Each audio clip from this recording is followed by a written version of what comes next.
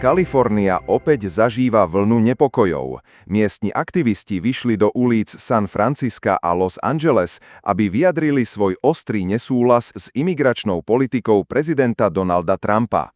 Demonštrácie eskalovali až do bodu, keď musela zasahovať polícia a Národná garda. Výsledkom je niekoľko zatknutí a dramatické scény, ktoré obleteli sociálne siete. Symbol odporu – jeden muž, traja policajti. V centre pozornosti verejnosti sa ocitol videozáznam zdieľaný na sociálnych sieťach, ktorý zachytáva miestneho aktivistu konfrontujúceho políciu. Muž sa postavil 3 príslušníkom policajného zboru a fyzicky sa bránil zatknutiu. Pre mnohých sa stal symbolom odporu voči politike, ktorú považujú za porušovanie ľudských práv a slobôd.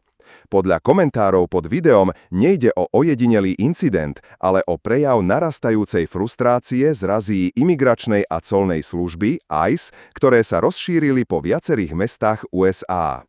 San Francisco, 60 zatknutých počas protestu. V San Francisku vyvrcholil protest proti rozhodnutiu prezidenta Trumpa vyslať Národnú gardu do ulíc Los Angeles.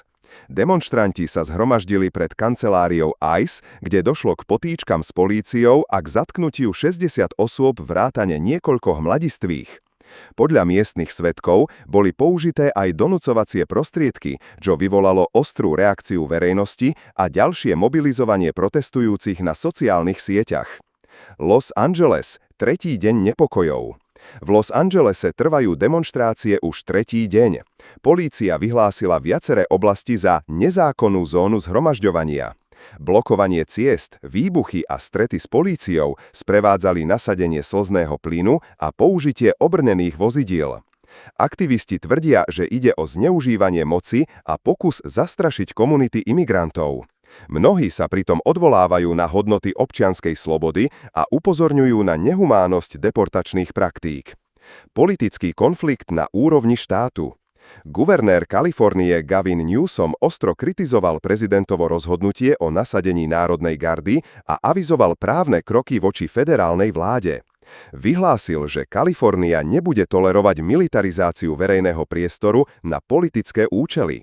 Zároveň upozornil, že štát má právomoc brániť sa voči zásahom, ktoré porušujú ústavu a práva jeho občanov. Ďakujeme, že odoberáte kanál Médium 21.